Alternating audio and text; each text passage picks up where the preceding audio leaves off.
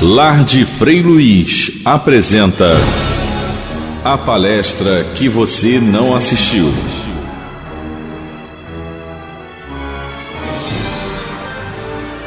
É uma alegria e uma honra poder retornar à casa de Frei Luiz.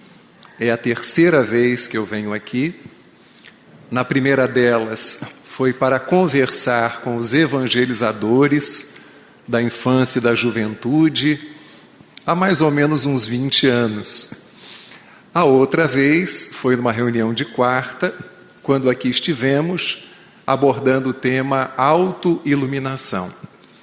E hoje retornamos para o lançamento desse livro que foi mencionado pelo nosso irmão e nos sentimos em casa, porque nos acostumamos a entender e a sentir, aonde vivemos, que o lar de Frei Luiz é uma casa de amor.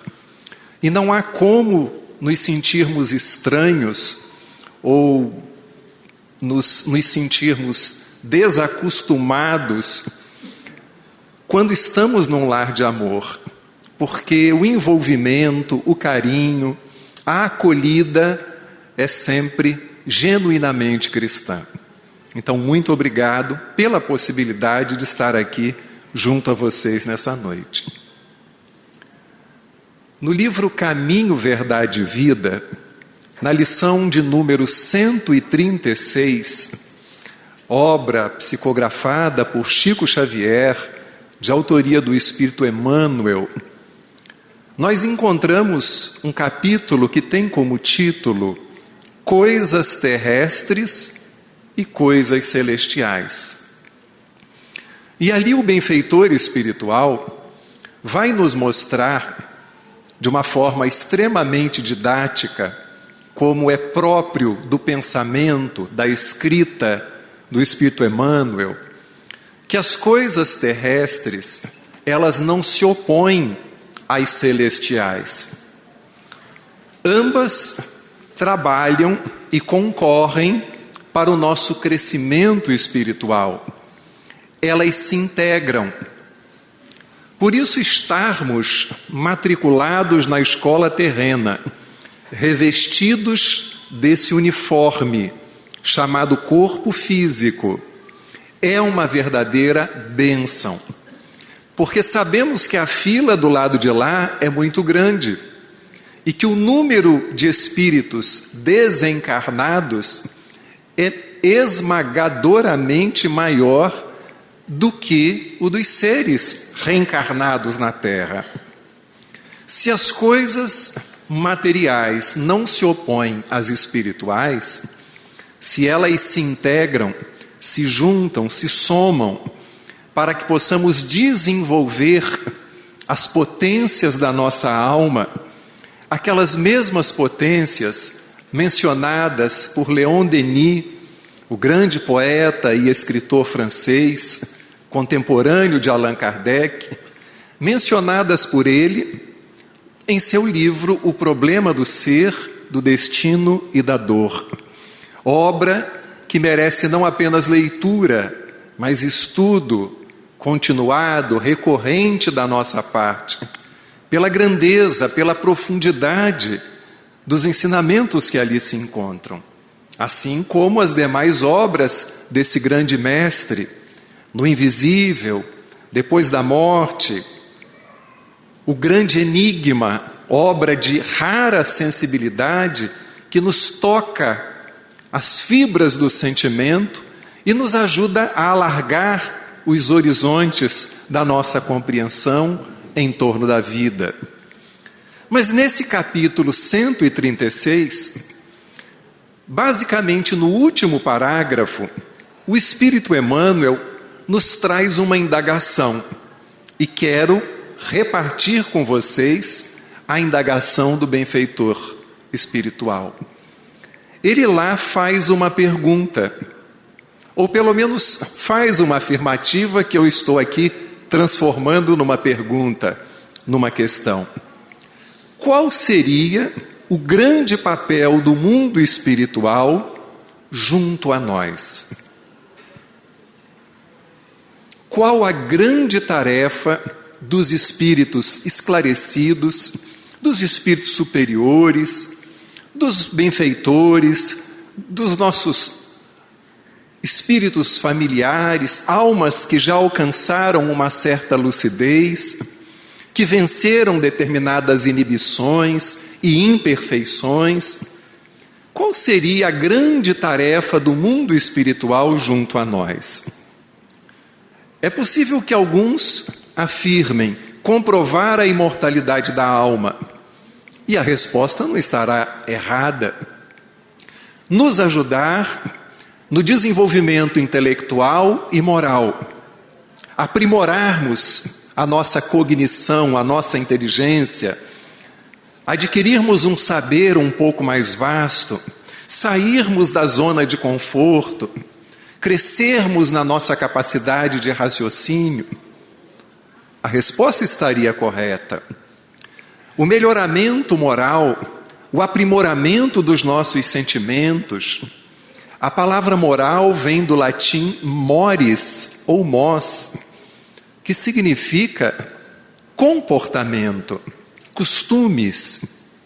Nesse sentido antropológico e sociológico, teremos uma moral que vai variar de povo para povo, de cultura para cultura, de época para época. Mas a moral proposta pelo Espiritismo, como se encontra lá na questão 629 de O Livro dos Espíritos, é a moral que se traduz por regra do bem proceder, capacidade de distinguir o certo do errado, de estabelecer essa relativização num livro que estejamos lendo, numa palestra que estejamos assistindo, uma live, no comentário de alguém, seja em que área for do conhecimento humano. Então não estaria errada essa resposta. Mas Emmanuel é taxativo e nos diz que a grande tarefa do mundo espiritual junto a nós é a de nos fazer enxergar nas coisas terrestres, no mundo em que vivemos, no nosso corpo físico, esse uniforme bendito com o qual estamos matriculados na escola terrena, é nos fazer enxergar a presença divina.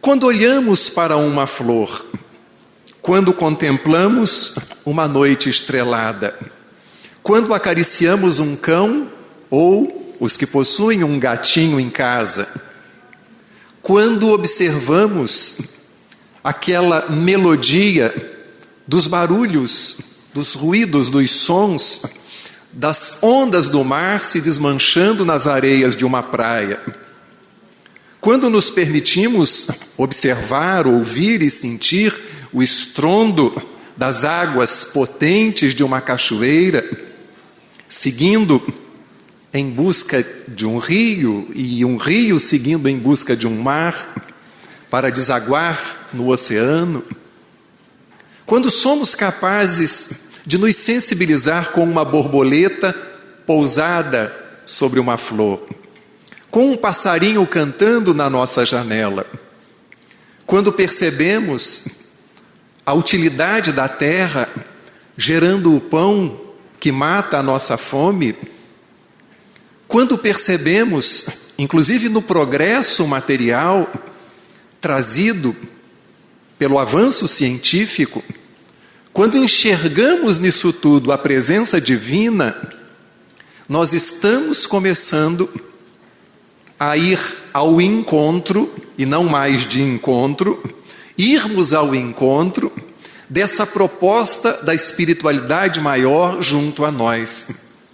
Amarmos a vida terrena, porque a vida terrena, ainda que ela nos seja dada neste mundo chamado terra, como prova ou expiação, sendo prova ou expiação ou missão, é tudo o que nós precisamos Porque se tivéssemos necessidade de uma outra escola, não estaríamos na Terra, estaríamos em Marte, que segundo a espiritualidade está num patamar acima da Terra. Já estaríamos em Júpiter, quem sabe em Saturno, ou em outras esferas espalhadas pelo universo. Mas Emmanuel ainda arremata a sua sentença, dizendo que além dessa grande tarefa do mundo espiritual junto a nós, que é de nos fazer perceber a beleza que existe na Terra, de modo a nos sensibilizar para amar essa passagem e não abominá-la, ele vai nos dizer, arrematando com o seu pensamento didático, assertivo, que é isso que nos ajuda a desenvolver a espiritualidade superior.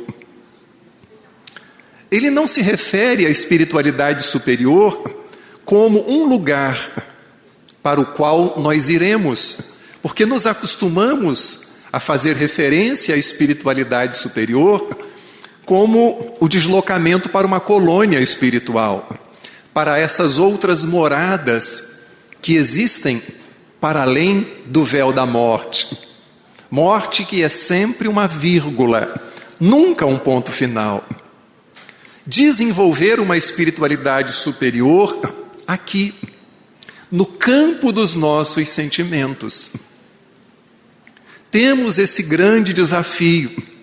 Quando o Espírito de Verdade disse a Allan Kardec, do ano de 1860, espíritas, amai-vos, eis o primeiro ensinamento, instruí-vos, eis o segundo, por que será que ele colocou como primeiro degrau, como prioridade, o amor e na sequência a instrução?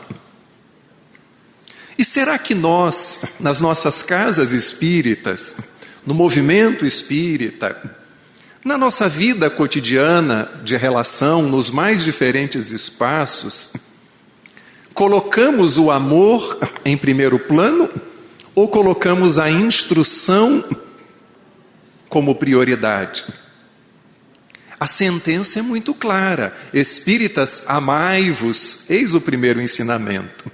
Instruí-vos, eis o segundo. Se complementam, mas numa sequência é o amor que vem primeiro. Esse mesmo amor que a casa de Frei Luís, sem descurar da instrução, tem oferecido ao longo de todos esses anos. E por que nos referimos com tamanha ênfase à importância do amor? Que foi dito pelo mesmo Leon Denis, que o amor é infinito como o céu e é profundo como o mar. Se nos acostumarmos a ler as coisas divinas que estão presentes no grande livro da natureza, certamente lograremos desenvolver algo além da compreensão, além da inteligência, da cognição. Entraremos nesse mar do amor, nesse infinito do amor. E nós possuímos algumas ferramentas para isso.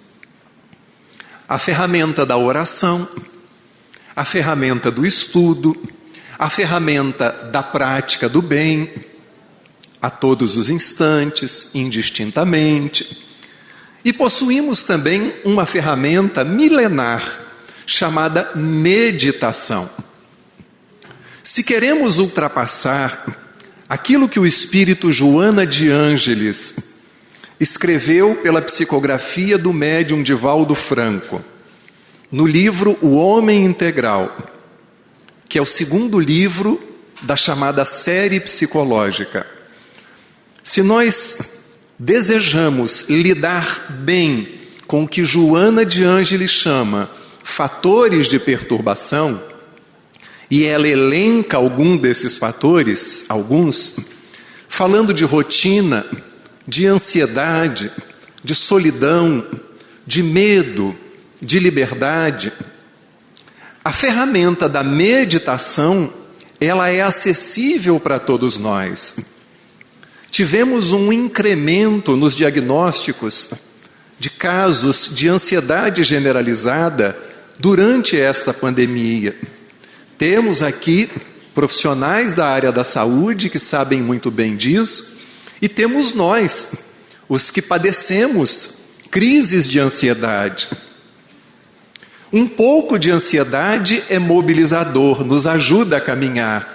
Uma ansiedade excessiva nos coloca no campo dos transtornos, das síndromes. Naturalmente, que em nos deslocando para fazer uma prova de concurso, haja alguma ansiedade. É a primeira vez que vamos fazer um estudo no nosso centro espírita. O coração parece que vai sair pela boca, alguma ansiedade. É o primeiro encontro com aquela pessoa, depois de alguns contatos prévios, e ficamos um tanto quanto tímidos, envergonhados, alguma ansiedade surge. Nos sentimos avaliados, julgados. Há um quê de ansiedade nessa sensação de que estamos sendo observados. A solidão é sempre um convite para o estreitamento dos laços conosco, para que tenhamos a possibilidade de transformá-la em solitude. Estarmos bem em nossa própria companhia, a fim de sermos uma boa companhia para qualquer outra pessoa. A rotina, tão cantada com beleza e poesia por Chico Buarque de Holanda, na música Cotidiano, quando se refere a ela, mas poderia ser ele, se a sociedade não fosse tão machista ainda. Todo dia ela faz tudo sempre igual, me sacode às 6 horas da manhã, e vocês conhecem naturalmente a letra. É a rotina. E não há como fugir de determinadas rotinas que são parte integrante da nossa existência na Terra. Podemos mudar de profissão, podemos mudar de religião, podemos nos descobrir com uma orientação sexual que até então tínhamos alguns vislumbres, mas não tínhamos nos dado conta da amplitude, da exatidão dela. Ainda assim, podemos até mudar de time, mas teremos uma rotina.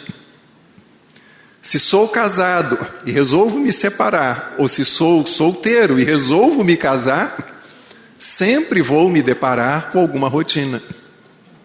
Não temos como fugir dela. Até quem vive viajando, por ter uma condição financeira muito boa, ou trabalhe viajando, terá uma rotina permeada por essas viagens.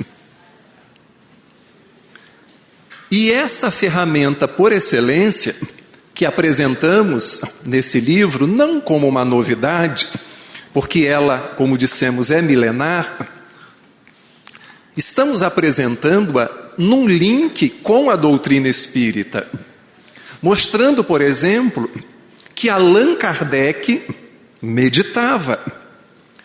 E Allan Kardec não meditava como um hindu medita, na posição de lótus, com os dedos em posição de mudra, entoando um mantra. Allan Kardec meditava porque, segundo seus biógrafos, ele fazia intervalos. Essa mesma pausa citada pelo nosso irmão ao comentar de forma belíssima a parentela corporal e espiritual, falando de família e dando o exemplo de seus netos, nós precisamos desta pausa, porque sem elas a nossa vida fica ainda mais neurótica. Entramos num ritmo de produtividade sem intervalos, nos tornamos multitarefas e passamos a acreditar equivocadamente que, se não tivermos tempo para descanso, chegaremos a um espírito iluminadíssimo à vida espiritual. Os que tivemos a oportunidade de ler a obra Nosso Lar, pela psicografia de Chico Xavier, Vamos descobrir o Bosque das Águas. Vamos nos deparar com o André Luiz e os habitantes de nosso lar, trabalhando, sim, recebendo o bônus hora, sim, dando no mínimo 8 horas de trabalho nessa colônia espiritual, sim, mas fazendo pausas também para apreciar o Bosque das Águas, para ouvir música, para assistir uma apresentação artística.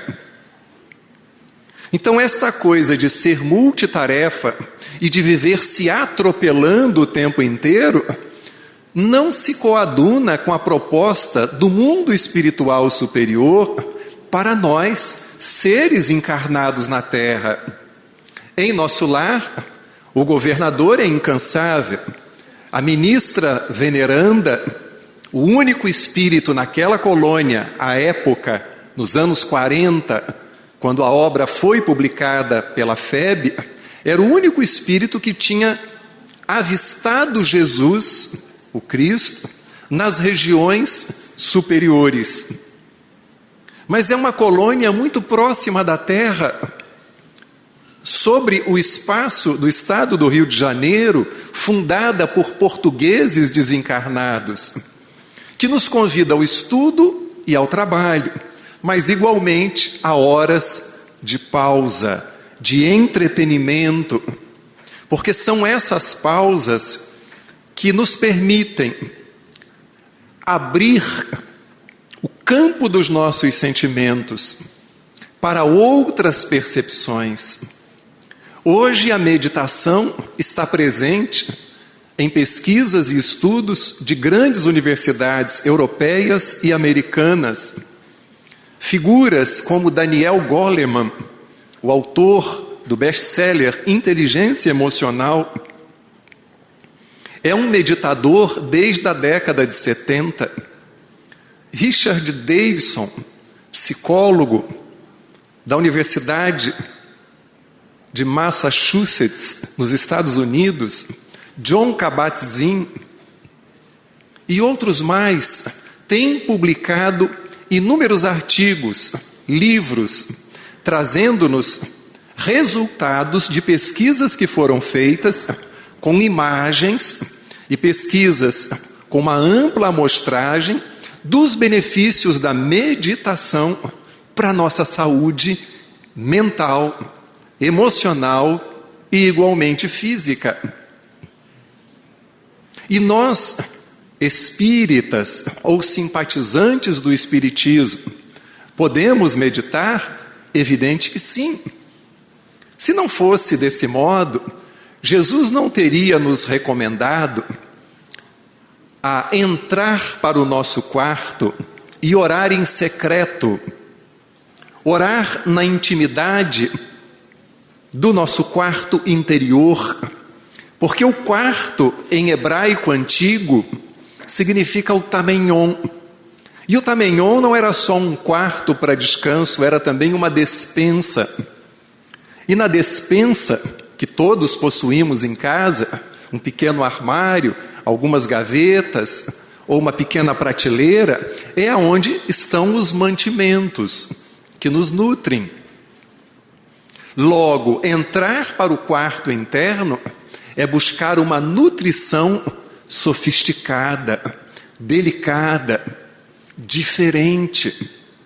Do mesmo modo que fazer uma pausa para ouvir música, para apreciar um quadro da natureza, a noite estrelada, um mar revolto, ouvir a melodia do canto de um pássaro, é visitar esse Tamenhon, é nos nutrirmos com um alimento diferenciado. Quantas vezes estamos cansados, exauridos, e mediante uma oração ou um passe que recebemos, ou nos propiciando um pouco de quietude, nos afastando do burburinho, da azáfama, a gente se cala, ou indo ao encontro da natureza, observando as folhas caídas dos galhos de uma árvore, percebendo o vento que passa e balança os galhos, dessa mesma árvore. Lar de Frei Luiz está apresentando a palestra que você não assistiu.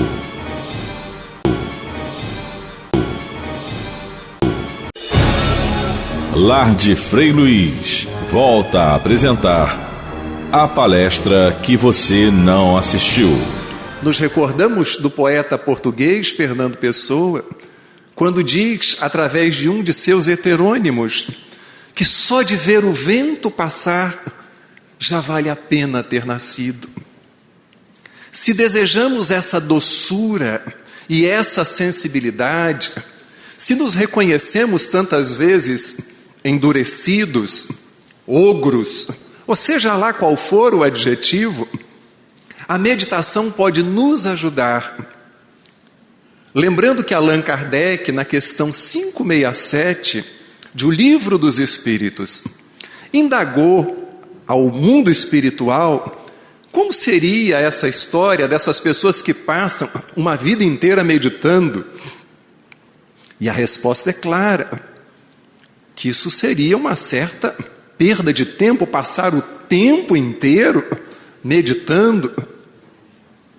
Mas nós não estamos nos referindo ao tempo inteiro, mas em pequenos espaços, de manhã, de tarde, de noite, ou pelo menos uma vez ao dia, 5, 10 minutinhos, é o que nos apresenta o Espírito Joana de Ângeles, no livro Vida, Desafios e Soluções.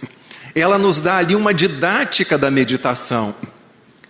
Se fosse algo que se opusesse ao pensamento espírita, Joana não nos traria, em toda a sua série psicológica, um convite à meditação, sem deixarmos de estudar, de praticarmos o bem ao nosso semelhante, de cuidarmos da vida profissional, de limparmos a nossa casa, de sermos voluntários numa instituição sem fins lucrativos. Emmanuel, no ano de 1948, nos traz uma página belíssima, intitulada Na Meditação. No ano de 1948, ele nos traz essa página que está no seu livro Caminho, Verdade e Vida. Ele ainda nos apresenta outras páginas, como Descansar, que está no livro Palavras de Vida Eterna. A página Refugia-te em Paz, no livro Fonte Viva. E Lugar Deserto, no livro Pão Nosso. São convites à meditação. O Espírito Meimei tem uma página belíssima intitulada Silêncio, porque somos todos muito tagarelas, falamos pelos cotovelos. Divaldo Franco conta que uma vez desdobrado do corpo, sendo levado pelo Espírito Joana de Ângeles, o seu guia espiritual, a uma determinada região do mundo espiritual, ela lhe pediu silêncio. E a primeira coisa que ele fez, ao encontrar um antigo conhecido, foi ser efusivo. E ela lhe chama a atenção: eu não lhe pedi silêncio? Ele, mas qual o problema em eu manifestar essa alegria pelo reencontro? É porque nessa tarefa é preciso concentração. É preciso silêncio. E nem sempre, quando fechamos a boca, estamos em silêncio interior. A meditação, junto da oração, nos auxilia a silenciar. Não é o silêncio da omissão. Não é o silêncio que concorda e compactua com as coisas erradas. É o silêncio da contemplação, que pode se dar com os olhos abertos.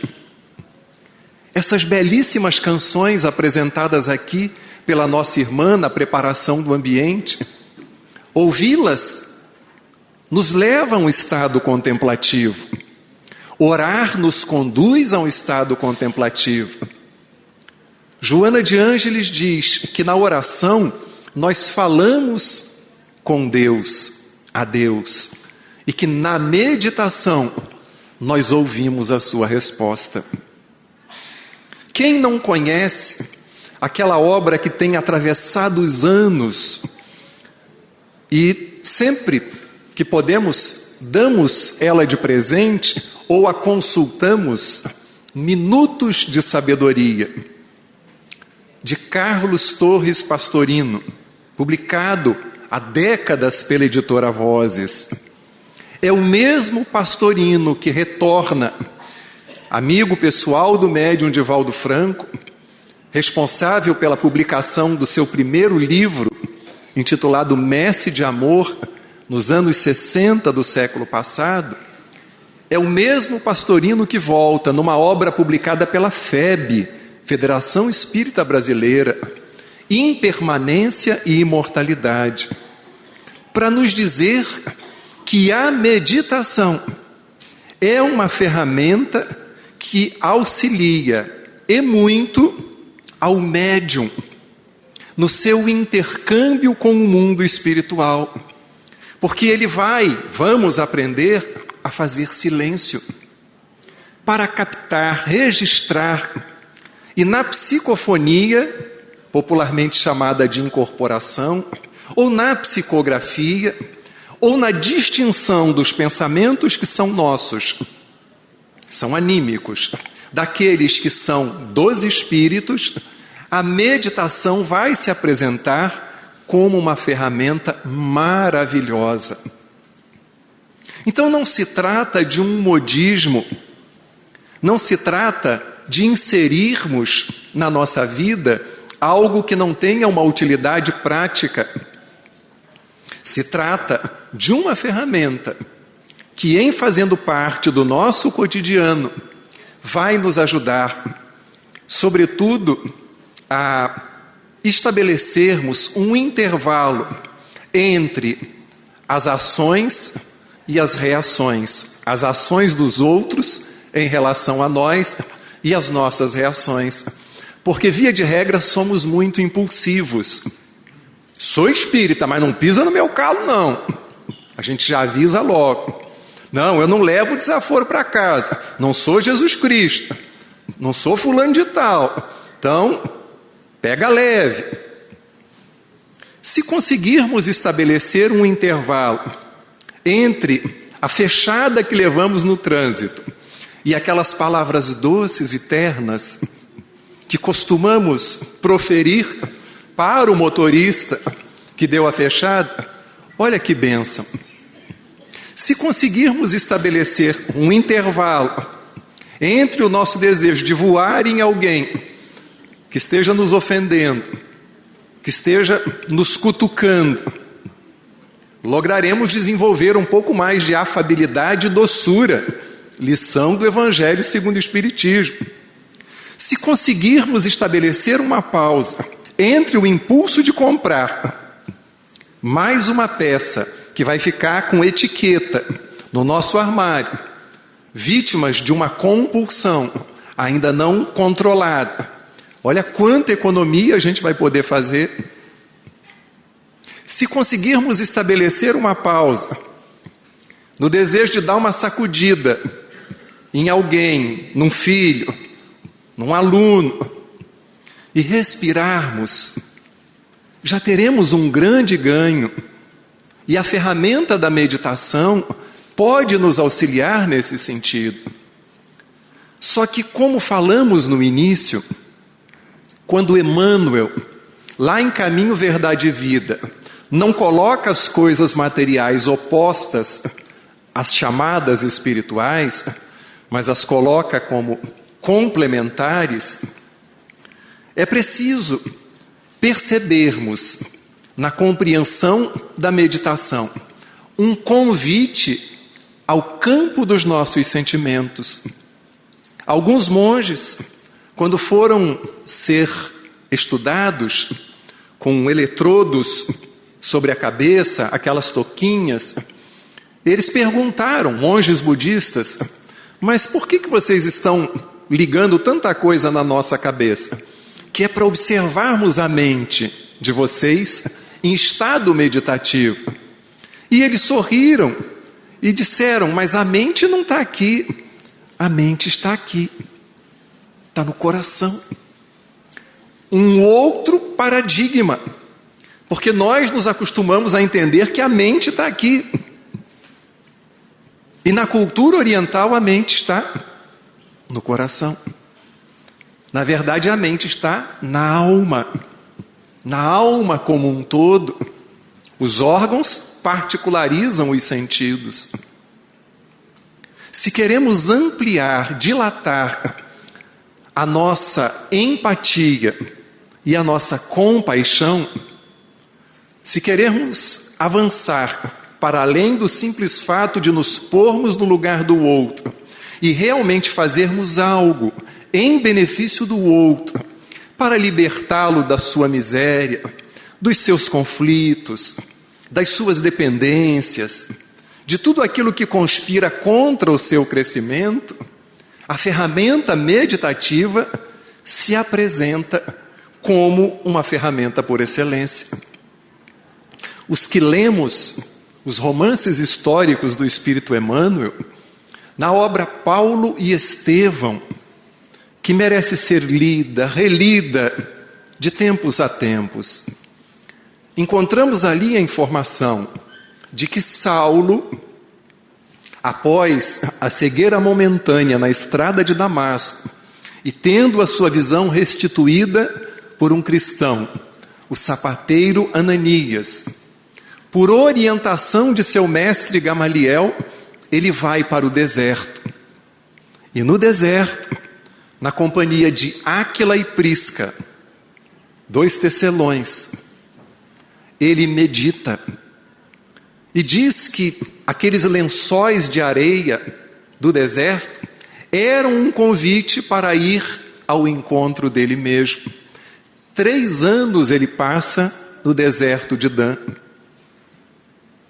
E depois, quando volta e vai procurar seu pai, e é rechaçado, segue atuando como tecelão e meditando próximo do monte Taurus da sua cidade natal, Tarso. Em outro romance histórico, Renúncia, é o espírito Alcíone que nos diz, reproduzindo as palavras do padre Damiano, o mesmo Emmanuel reencarnado em terras espanholas, que ela aprendeu no Evangelho no Lar com o padre Damiano, que o Evangelho precisa ser conhecido, meditado, sentido e vivido. Se conhecido fosse sinônimo de meditado, o Espírito não nos apresentaria esses termos distintos. E podemos meditar caminhando, podemos meditar sentados, podemos até meditar deitados, embora não seja muito aconselhável, porque corremos o risco de cochilar e dormir, e depois dizer que a meditação é uma coisa fantástica. Nossa, me renovei por completo. Como as pessoas que dormem nas reuniões públicas, ou até nas reuniões mediúnicas, eu estava desdobrado, trabalhando fora do corpo físico. Alguns até podem, mas é uma resposta que me soa como uma bengala, e como uma saída pela direita ou uma saída pela esquerda, como aquele desenho antigo do Leão da Montanha. Então está aí ao nosso dispor essa ferramenta, lembrando que Jesus igualmente meditava, buscando o deserto para se reabastecer nesse colóquio com o Pai. Finalizando, então, essa minha fala breve, leve, simples, deixo para vocês uma poesia sem métrica, sem rima, de Gabriela Mistral, poetisa chilena, que foi diplomata e morou aqui na cidade de Petrópolis um tempo, e foi a primeira mulher, talvez o primeiro latino-americano a ser contemplado com o Nobel de Literatura. Porque essa poesia sintetiza a proposta da meditação no seu sentido prático, já que ela nos ajuda a desenvolver a compaixão. Toda a natureza é um desejo de serviço. Serve o ar, serve a nuvem, serve a chuva e serve o vento. Onde houver uma roseira para plantar, planta tu. Um erro a ser corrigido, uma pedra a ser retirada do caminho, retira-a tu. Existe a alegria de ser sincero e de ser justo. Há, porém, mais do que isso, a formosa, a imensa alegria de servir. Não cometas, porém, o erro de achar que só tem merecimento quem realiza grandes tarefas. Há pequenos préstimos que são bons serviços. Pentear uma criança, ajeitar uma mesa, arrumar alguns livros. Este é quem critica, aquele é quem destrói. Sê tu quem serve. O servir não é próprio dos seres inferiores. Deus, que nos dá o fruto e a luz, também serve. Poderia chamar-se o servidor e tem os olhos postos em nossas mãos, a nos perguntar todos os dias: serviste hoje? A quem? À árvore? Ao teu amigo? À tua mãe? Que Deus nos abençoe.